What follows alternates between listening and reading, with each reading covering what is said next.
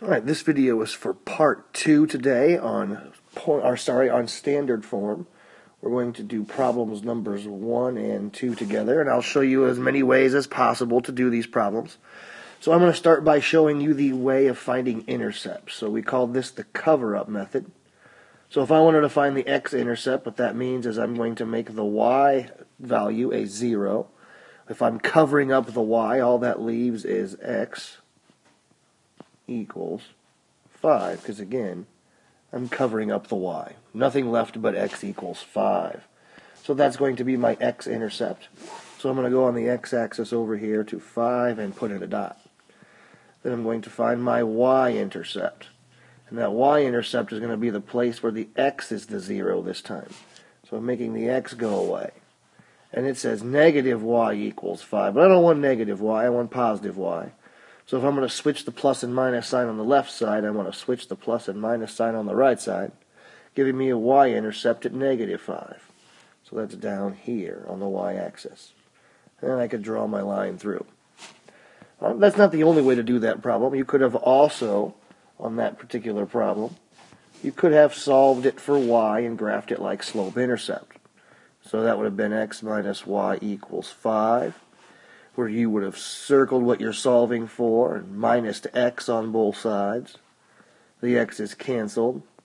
Leave you negative y equals negative x plus 5. Those are not like terms and cannot be combined. And then if you're going to switch the negatives and positives on the left, you've got to switch them on the right. So the negative x becomes positive x. The positive 5 becomes negative 5. Now I would graph. My b, my y-intercept, would be here at negative 5. I already have that dot. My slope, which is 1, it needs to be a fraction, rise 1 and run 1, and hey, what do you know? It's the same line. Doesn't matter which way you graph. Alright, let's try number 2 and see if we get the same idea. Let's start off by finding the x-intercept, which again means we're going to make the y part of the problem go away. It means we've got 6x equals 2. I'll divide both sides by 6, and it gets x equals 1/3. It's going to be kind of hard to graph. It's going to be a little bit to the right of 0, right in that general area. Then if I was finding the y-intercept, so the x-intercept would be 1/3. So to find the y-intercept, what I would be doing is I would be solving for the y. Again, that would be to make the x equal 0. If the x goes away, I get negative y equals 2. Which means positive y would equal negative 2. So my y-intercept would be down here at negative 2, and I'd have a very vertical, nearly straight up and down line.